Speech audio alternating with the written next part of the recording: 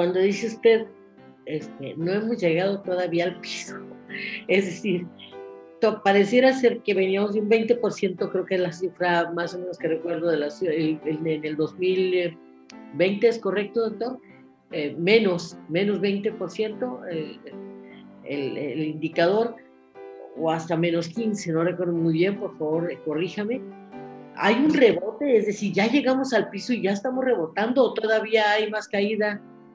Maestro, platíquenos ese primer punto. Bien.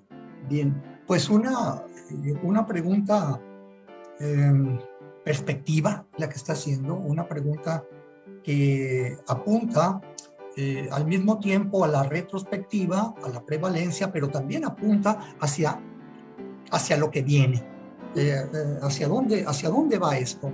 La licenciada Maritza ha puesto muy acertadamente un término en la mesa 2 veces, el término reactivación. Voy a ir por ahí un poquito, pero antes refresco la cifra. En 2017, Baja California Sur ya era el estado que más crecía económicamente. Crecíamos al 10.8 cuando el promedio nacional apenas era el 6 o el 7. En 2018 crecíamos al 16.4, seguíamos siendo líderes en crecimiento económico a nivel nacional. En 2019 caímos de un día para otro, de ser líderes en crecimiento, fuimos líderes en recesión, de un año a otro. Y el 2020 la caída fue del 23.6%. Esperemos que ahora que termina el 2021 y que se haga el recuento de daños, ya no sea la caída tan profunda, pero sí se espera que por lo menos en un 15-16% sería la recesión del PIB. Bueno, vamos a la segunda parte de su inducción, Cintia. Gracias. Voy a aprovechar que tengo un poquito de tiempo. Si hiciéramos un corte en este momento y dijéramos, ya tocamos fondo, ¿y qué viene? Habría una pregunta obligada. La pregunta obligada sería, ¿reactivación económica? Sí. Sí, por supuesto que sí. Pero, ¿reactivación económica suelta? ¿Natural? No. ¿Por qué no? Porque si soltamos, lo voy a decir puntualmente, si el gobierno del Estado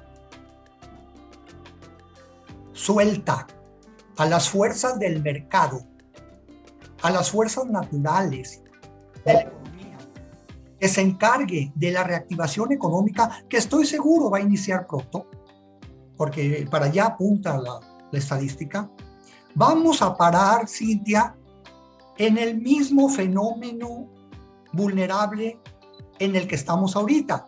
Vamos a parar en 5 o 10 años más en el mismo escenario de vulnerabilidad y de asimetría económica. ¿Cuál es este? En donde el sector terciario en los próximos 10 años va a explotar y nos va, en el año 2030 vamos a tener un Producto Interno Bruto en donde el sector terciario va a valer el 80%. El primario va a valer el 1% y el secundario va a valer el 5%. Ahora, ¿por qué va a ocurrir eso? Y perdónenme si lo digo así. ¿Por qué va a ocurrir? Ocurriría si dejáramos que la economía se reactivara y se recuperara naturalmente, sin controles, sin meterle la mano, sin intervenir. Por eso es que yo estoy absolutamente convencido de que esta administración estatal, particularmente esta, que está enfrentando una gobernabilidad completamente única, con características únicas, tiene que rescatar el Estado desde el 20% de la caída del PIB, pero además tiene que administrar, perdón que me extienda, administrar la reactivación económica, la tiene que dirigir, la tiene que orientar, la tiene que encauzar. No puede permitir que la reactivación económica vuelva a parar en que el sector terciario vale el 80% del PIB y los demás sectores están muertos de hambre. Ese es un punto muy importante, Cintia. y que apunta al futuro. El gobierno del estado de Baja California Sur tiene que tomar en sus manos las riendas de la reactivación económica. ¿Qué reactivación quiere? ¿La misma que nos llevó a estas vulnerabilidades intersectoriales o una reactivación equilibrada y más simétrica en 10 años?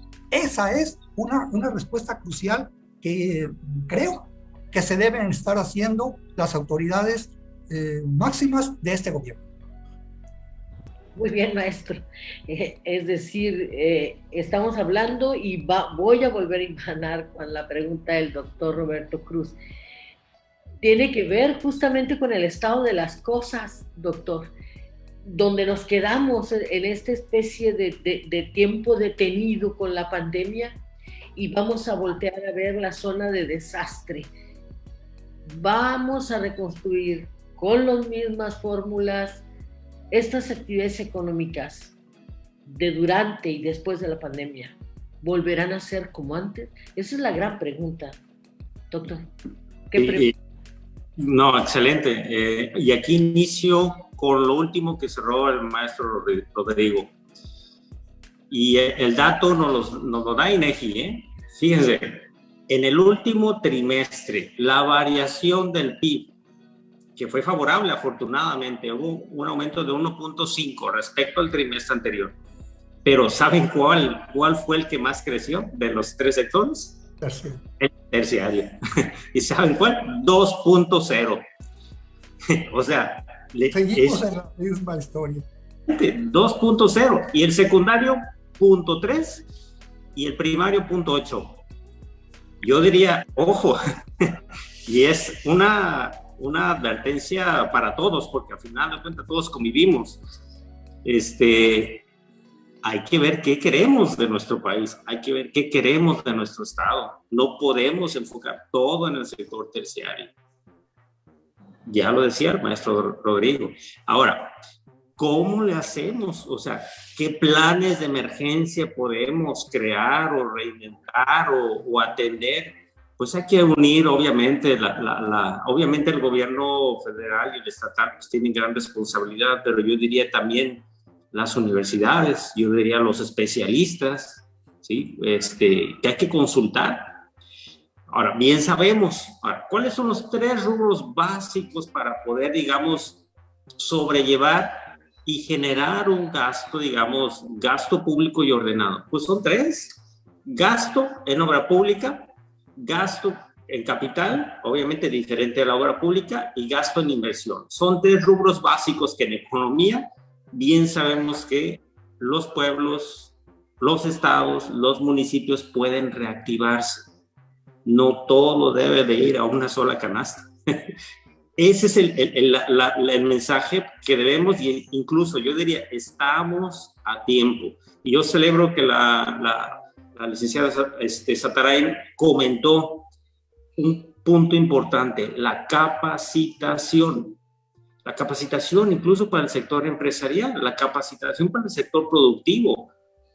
Tenemos que ver nuevas formas de organizarnos, nuevas formas de atender o de vincular sectores. A veces queremos tratar a los sectores en forma individual. No, allá los manufactureros, acá los primarios, acá los que... No, porque no formamos clusters. Si en otros países han funcionado, obviamente tratemos de vincular a los 3 sectores. Digamos, yo celebro la postura de la licenciada Satarain y bueno, dejo aquí mi comentario, Cintia.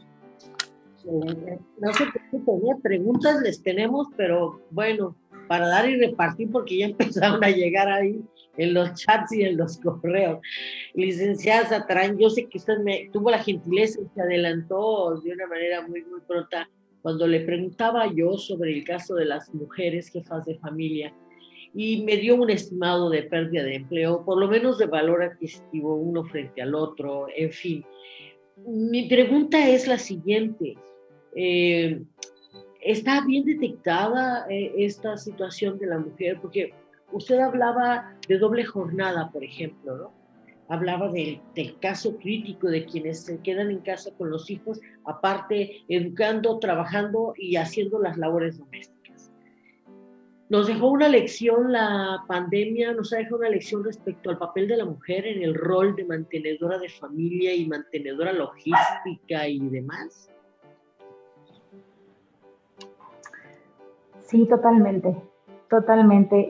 Antes de iniciar con estos datos y esta pregunta, maestra Cintia, sí retomar un poquito lo que mis compañeros acaban de mencionar. Precisamente yo creo que en este nuevo gobierno por parte del área del gobierno estatal, sí está muy claro voltear a ver al sector primario, que ha sido muy grande y es muy grande la brecha de oportunidad y de voltearle a ver y de agarrarle de la mano y decir, hey, vamos trabajando en conjunto y vamos haciendo lo posible para rescatar todo este sector primario que sí ha estado muy olvidado, por decirlo de alguna manera. Y no es de una administración, sino ya tiene tiempo. Entonces es volverlo a integrar. ¿Por qué? Porque la zona norte sí o sí necesita ser atendida. Entonces, en ese sentido, nada más para contribuir a lo que mis compañeros comentaban. Y en el caso de las mujeres, pues sí, la pérdida de empleo en las mujeres, pues retomando, les puedo comentar algunos datos. En el 2019 y lo que va entre el 2019 y lo que va en el 2021, la población ocupada de mujeres pasó de 177.178 a 167.822. Es decir, que implica una pérdida de 9.356 puestos de trabajo para ese sector nada más. ¿Sí? Incluye, por cierto, empleos formales e informales.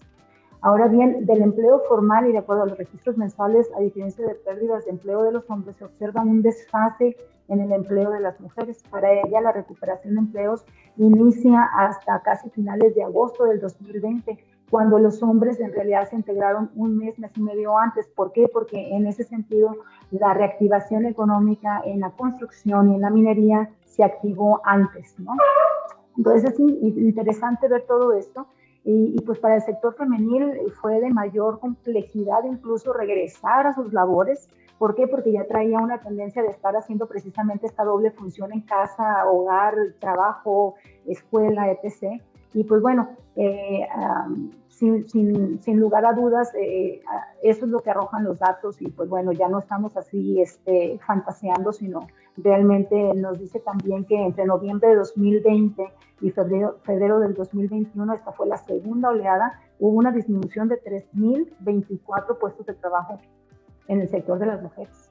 Esto implica que 12 de cada 100 empleos se perdieron en la primera oleada y 5 de cada 100 empleos se perdieron en la segunda oleada. Y esto sí, igual, datos de INEGI y de IMSS. Sí.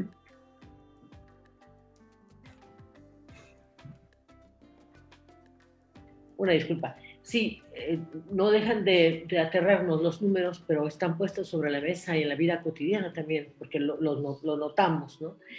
Yo voy a hacer una pregunta antes de pasar a algo que ya teníamos por aquí previsto. ¿Se ha contemplado también el impacto en la economía familiar sobre todos los asuntos inherentes a la propia enfermedad? Porque no solo habría que abonarle al asunto de, dijéramos, perder el empleo, sino contraer deudas para sostener esta cuestión que definitivamente golpeó a muchísimas familias. Es una pregunta, no sé quién quisiera responderla. Pues si me permite. Por favor. Hablábamos hace un momento de esta tendencia de endeudarse en virtud de la pérdida de empleo. No voy a insistir sobre las causas, pero el hecho es que el endeudamiento fue en la gran mayoría de los hogares el único recurso para obtener liquidez. Pero este endeudamiento, Cintia, compañeros, llevó un proceso. En un primer momento fue la pérdida del empleo y monetariamente fue la pérdida del ingreso.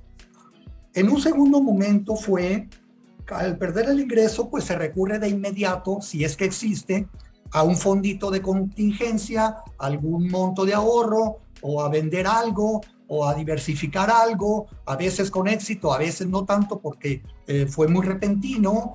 La señora se puso a hacer empanadas, se puso a vender pasteles, el señor se puso a arreglar carros y a desponchar llantas, sí, pero no resolvieron del todo.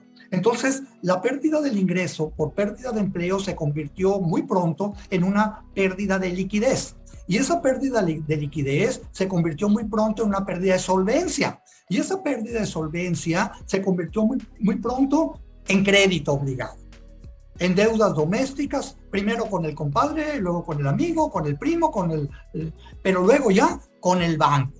Al punto, Cintia, de que durante un año, este aumento del endeudamiento financiero formal ante el sistema financiero mexicano, con los bancos, pues, y con las instituciones financieras, llegó a un punto crítico en donde los mismos bancos tuvieron que generar un programa de emergencia para tratar de disminuir su caída libre en cartera vencida. Los bancos, llegó un momento por ahí a principios de este año en donde la cartera vencida había alcanzado un monto histórico y era absolutamente irrecuperable al corto plazo. De manera que los banqueros tuvieron, la Asociación de Banqueros de México, en combinación con la Comisión Nacional Bancaria y de Valores, tuvo que generar todo un plan, todo un programa de apoyo a los deudores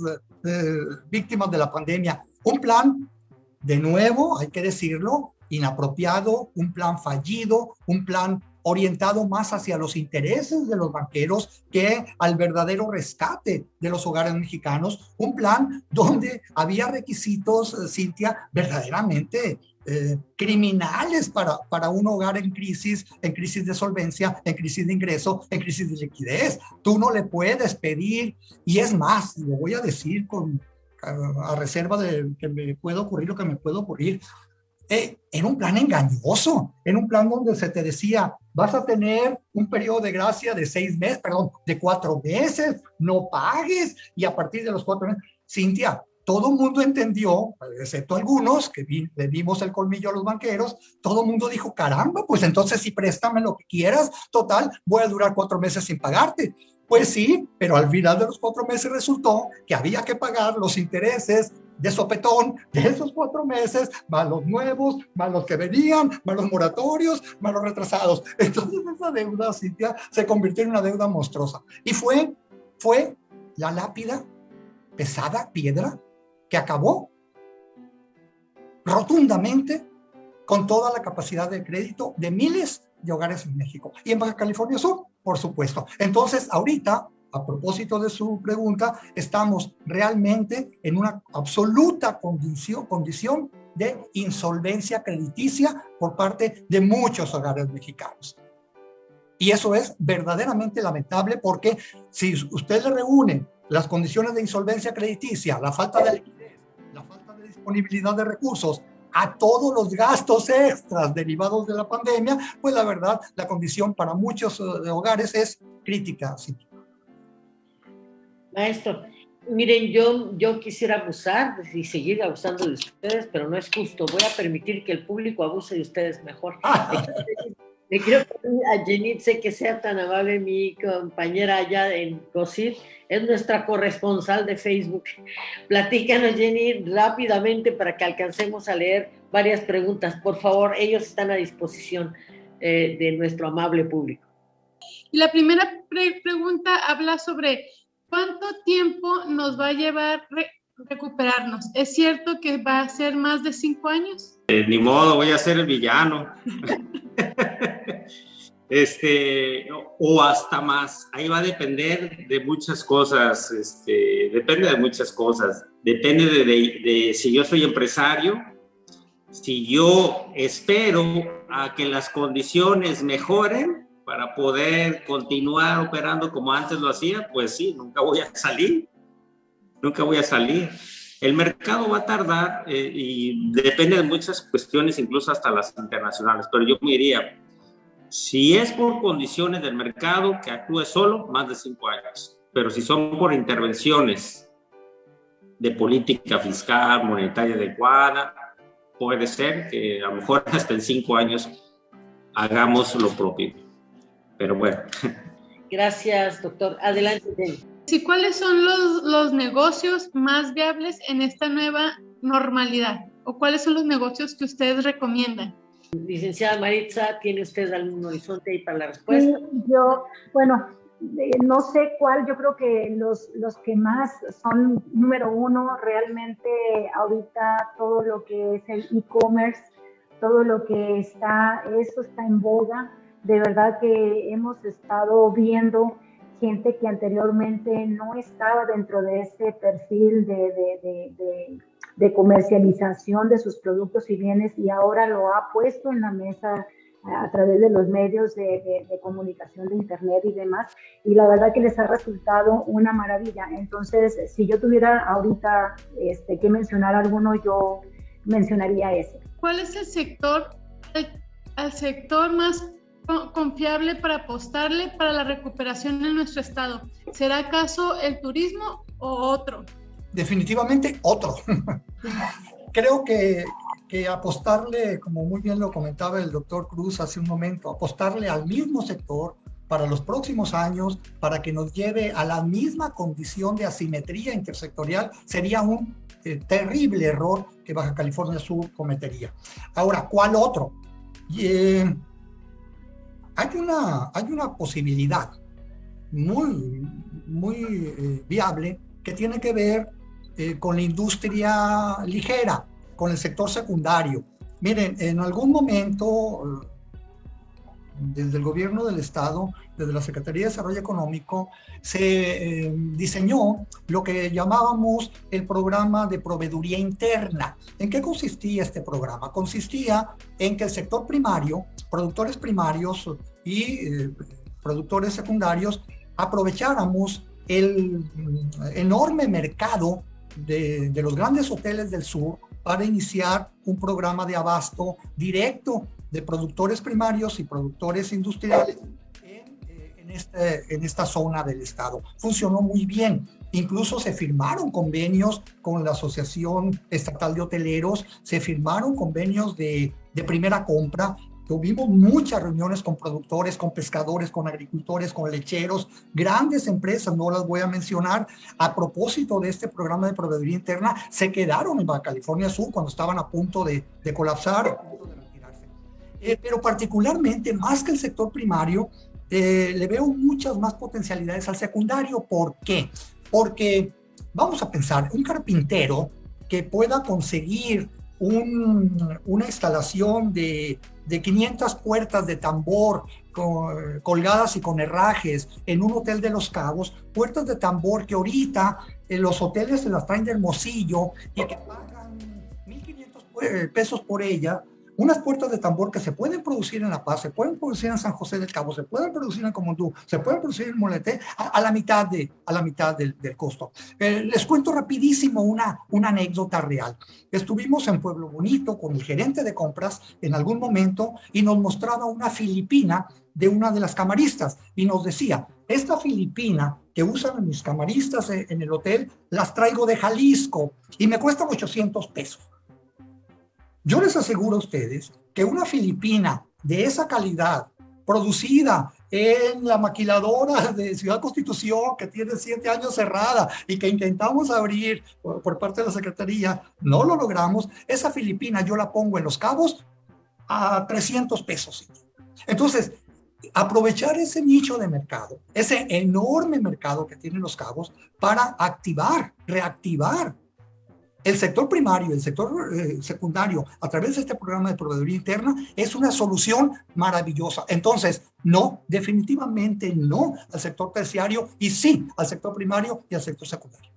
Doctor, muchas gracias por haberme permitido de verdad hacerles estas preguntas y estos planteamientos con todo respeto y con muchas ganas de seguirle. Doctora Díaz, muchas gracias. Muchas gracias por su presencia, Por favor, síganos en las actividades del COSIT, pues tenemos muchas cosas buenas para ustedes y esperamos vernos pronto. Hasta pronto. Hasta pronto. Muchas gracias.